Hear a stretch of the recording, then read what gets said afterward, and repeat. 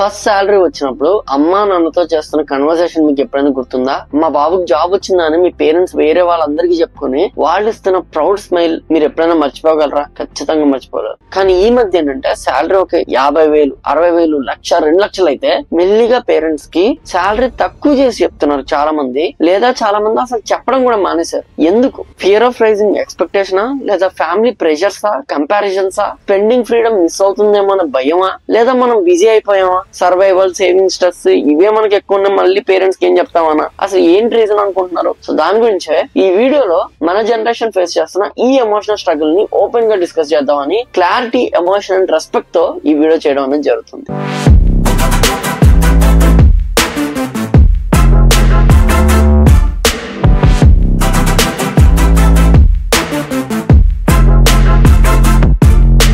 Starting days లో అంటే initial గా జాబ్ వచ్చిన ఫేజ్ లో 25,000 to 30,000 శాలరీ వచ్చినప్పుడు మనం ప్రౌడ్ గా పేరెంట్స్ తో షేర్ చేసుకుంటాం. చిన్న గిఫ్ట్స్, బిల్స్, రెంట్స్, లేకపోతే ప్రతి నెల 5,000, 6,000 అమ్మకి చేతిలో పడ్డం ఇలాంటివి చేస్తుంటాం. కానీ శాలరీ 80,000, 1,00,000, 2 లక్షలు అయిపోయిన తర్వాత కొంచెం కొంచెంగా పేరెంట్స్ మాటలు మారుతూ ఉంటాయి. మన ఇంట్లో పెయింటింగ్ చేయాలి కదా, బ్రదర్ కి జాబ్ లేదు, నువ్వే బాగా చూసుకోవాలి, యుఎస్ లో జాబ్ ట్రై చేయాలి, వేరే వాళ్ళు నీకంటే ఎక్కువ అని చేస్తున్నారు, ఇన్సూరెన్స్, ఇన్వెస్ట్మెంట్స్ ఏమన్నా చేస్తున్నావా, ఎఫ్డి ఏమన్నా ఓపెన్ చేయనా, నీకు శాలరీ ఎంత అనే క్వశ్చన్లు చాలా పెరిగిపోతూ ఉంటాయి. అక్కడి నుంచి మనం సైలెంట్ అయిపోవడం స్టార్ట్ అవుద్ది, లేకపోతే టాపిక్ డైవర్ట్ చేయడం స్టార్ట్ చేస్తాం. శాలరీ హైడ్ చేయడం అనే ప్రాసెస్ అక్కడ స్టార్ట్ అవుతుంది. బేసిక్ గా వై?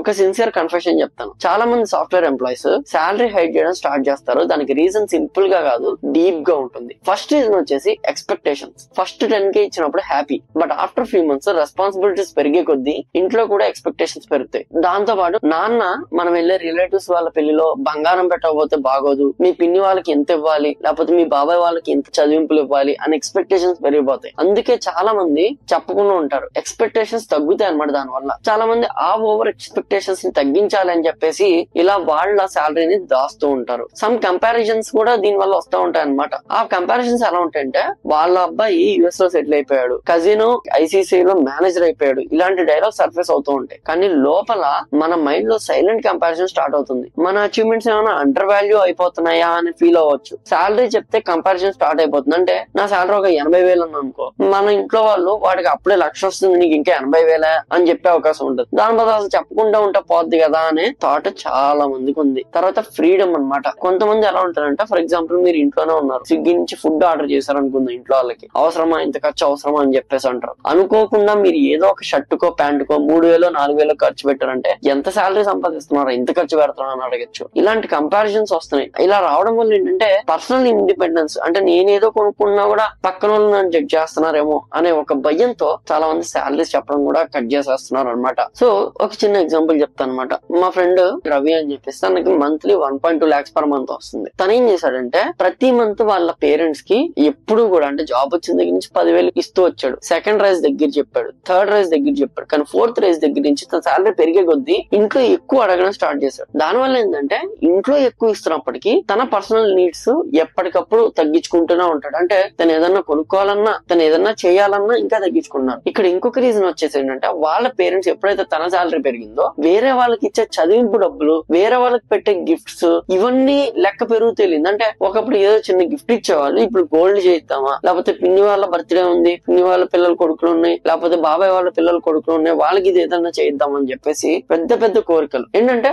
వాళ్ళ కొడుకు ఎక్కువ సంపాదిస్తున్నాను వాళ్ళకు ఒక ప్రౌడ్నెస్. కానీ ఆ ప్రౌడ్నెస్ ని వేరే వాళ్ళకి ఇచ్చే గిఫ్ట్స్ తో తూకం చేయడం వల్ల ఆబ్వియస్ గా ఇక్కడ డబ్బులు ఎవరు పోతున్నాయంటే మా రవి గడిది పోతుంది అనమాట. సో దాని వల్ల ఏంటంటే రవి ఒక స్టేజ్ వెళ్ళిన తర్వాత నాకు ఇంతే వస్తున్నాయి, నేను ఇంతే ఇవ్వగలను, ఒక డెడ్ లైన్. అక్కడ ఎక్కడ కూడా వాళ్ళ పేరెంట్స్ ని తను తక్కువ చేయలేదు. వాళ్ళ పేరెంట్స్ కి ఏది కావాలన్నా కూడా తను ఇచ్చాడు. కానీ ఏంటంటే ప్రతి మంత్ తనకు వచ్చిన ఎక్స్ట్రా శాలరీ, తను ఇంట్లో చెప్పని శాలరీని తను దాచుకుంటూ వచ్చాడు. ఏ ఎమర్జెన్సీ సిచ్యువేషన్ ఇచ్చినా మళ్ళీ వాళ్ళ పేరెంట్స్ ని చూసుకునేది రవిని. ఎందుకంటే రవి ప్లాన్ చేసి డబ్బులు దాచి వాళ్ళ పేరెంట్స్ కోసం ఇవన్నీ కూడా దాస్తున్నాడు. ఎందుకు వేరే వాళ్ళకి చూపించుకోవడానికి నా శాలరీ ఎందుకు ఖర్చు పెట్టుకోవాలి, వాళ్ళ పేరెంట్స్ కి ఏం అవసరమో దానికోసం స్పెండ్ చేస్తున్నారు. ఇది మీకు జెన్యూన్ అనిపించి ఉంటుంది. మోస్ట్లీ వర్కింగ్ ప్రొఫెషనల్స్ కి ఇది జెన్యూన్ అనిపించి ఉంటుంది. This is one of the reason why many youngsters are not saying their actual salary at home అన్నమాట. ఇది యాక్చువల్ గా ఓపెన్ గా మాట్లాడుకోవాల్సిన టాపిక్ కాదు. చాలా మంది పేరెంట్స్ కూడా మీరు ఈ టాపిక్ విన్న తర్వాత మేబీ మిమ్మల్ని అడిగే అవకాశం ఉంటుంది. బట్ శాలరీని హైడ్ చేయడం అంటే జస్ట్ నెంబర్ ని హైడ్ చేయడం కాదు, ఒక సైలెంట్ ఎమోషనల్ స్ట్రగుల్ ని మీరు గో త్రూ అవుతున్నట్టే.